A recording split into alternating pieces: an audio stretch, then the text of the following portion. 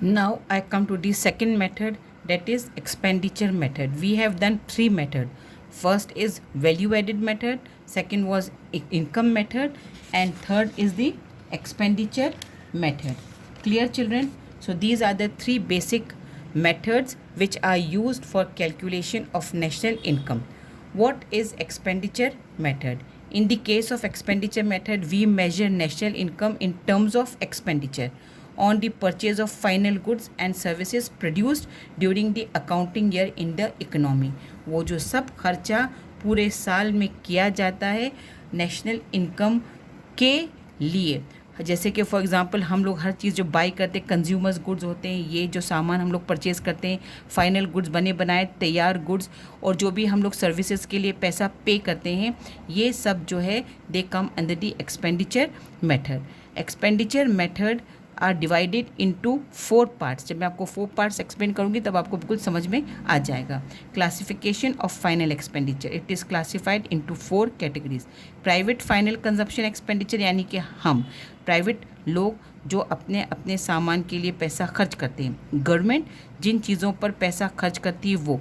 Investment expenditure, जो बड़ी बड़ी चीज़ें हम लोग खरीदते हैं, that is known as investment expenditure. Net export और इम्पोर्ट को मिलाकर जो सामान का भेजना और सामान का आना, इस बीच में जो खर्चे होते हैं, that comes the net export income, net export expenditure. Here it is clearly been explain. ये देखिए अब आप लोग को समझ में आ जाएगा.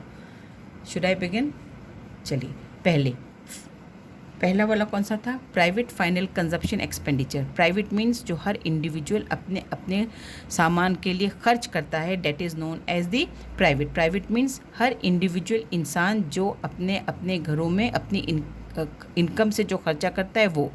For example it is made up of consumer services, जो खाने पीने की सामान वगैरह चीज़ें हम लोग लाते हैं वो, या किसी की सर्विसेज के लिए जो हम पैसा देते हैं, हमारे घर में काम करने वाले लोग आते हैं उनको सबको पैसा देते हैं वो. Second is consumer non durable मतलब पेरिशेबल गुड्स, जो बहुत जल्दी है तो वो भी, ये भी कंज्यूमर्स है, ये भी कंज्यूमर्स है. ये कुछ ज़्यादा समय के लिए चलने वाले सामान है, ये जो बिल्कुल शॉर्ट पीरियड के लिए चलने वाले सामान है, उनको 2 कैटेगरी में बांट दिया है, पर ये ऑल आर कंज्यूमर्स गुड्स. ये कंज्यूमर सर्विसेज है, जो हम लोगों से सर्विसेज लेते हैं उसके बदले में जो पैसा देते हैं वो. और ये है कंज्यूमर्स खाने पीने का सामान जो कंज्यूमर्स ख़रीदते हैं वो. They are like milk, butter etcetera. Consumer durable goods, वो जो लंबे समय तक बहुत सालों तक के लिए चलता है और हम वो ख़रीदते हैं. हम कंज्यूमर्स है, वी आर कंज्यूमर्स. हम लोग हर तरह का सामान ख़रीदते हैं, पेरिशेबल, नॉन पेरिशेबल जिसकी लॉन्ग लाइफ होती है, जो कैपिटल गुड्स होते हैं वो सब इंसान ख़रीदता है, पर्सनली ख़रीदता है. Consumer durable goods which are repeatedly use for many years such as furniture, washing machine, ये सब है ना, कार है, ये सब जो हम लोग खरीदते हैं ये सब किस में आ जाते हैं? लॉन्ग पीरियड जिसका यूज़ होता है, they are known as durable goods. सरकार किस चीज़ पर खर्चा करती है? Government spend money on these type of thing which are used for very long period, जो देश के लिए बहुत ज़रूरी है उनके ऊपर जो खर्चा करती है सरकार, that is known as the government final consumption expenditure. It means expenditure on final goods and services by the government such as expenditure on purchase of goods, जो सामान खरीदती है फॉर कंजप्शन बाय डिफेंस. जैसे Rafale आया ना, है ना, हमारे देश की डिफेंस पर्सनल डिफेंस यूजेस के लिए, पर्सोनल डिफेंस पर्सोनल के लिए, आर्मी वालों के लिए, आर्मी के लिए जो चीज़ खरीदती है. और इसके अलावा ऐसी बहुत सारी चीज़ें जिसके ऊपर सरकार खर्च करती है, वो सब comes under the government final consumption expenditure.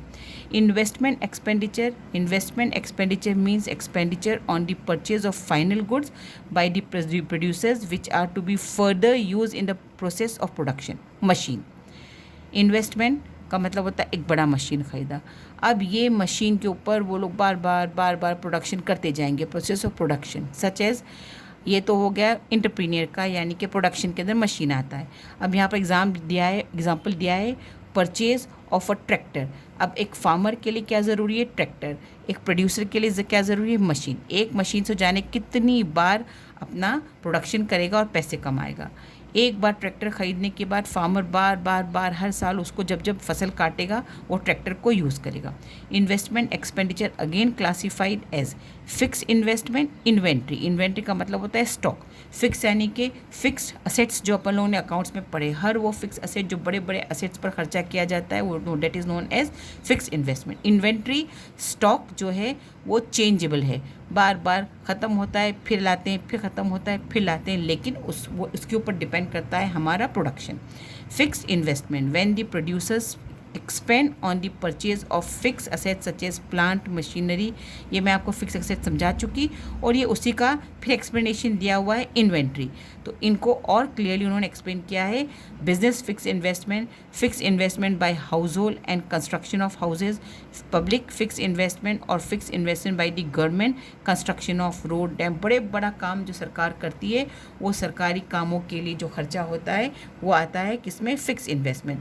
हम जो पर्सनली बड़े बड़े सामान हम अपने घर के लिए और अपनी फैक्ट्री के खरीद के लाते हैं, they are all known as fix investment.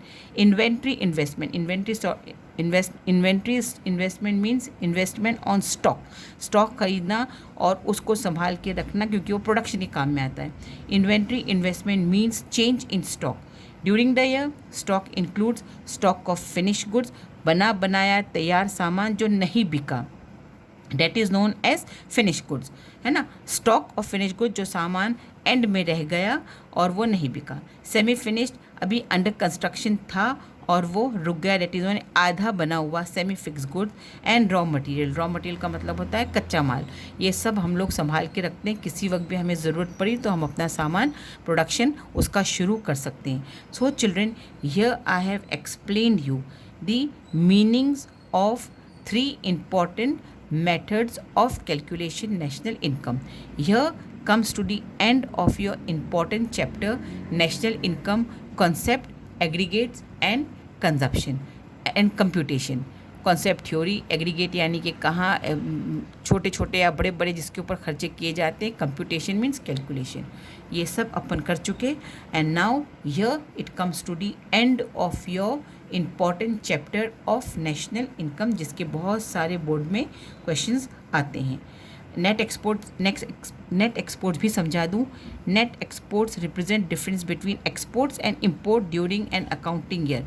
सामान हम बाहर भेजते हैं और सामान मंगवाते हैं, दोनों के बीच में ही हमारा नेट एक्सपोर्ट चलता रहता है। Isn't it, children? On the other hand, import indicates expenditure on goods and services produced abroad. जो बाहर से मंगवाते हैं वो हमारे लिए कंजप्शन हो जाता है, वो इम्पोर्ट होता है। लेकिन जो हम अपने देश में बनाकर भेजते हैं बाहर, that is known as export. तो ये भी नेशनल इनकम की काउंटिंग में मदद करता है। Got it clear, children? So here we come to an end of the important chapter. Have a nice day. Goodbye. Thank you.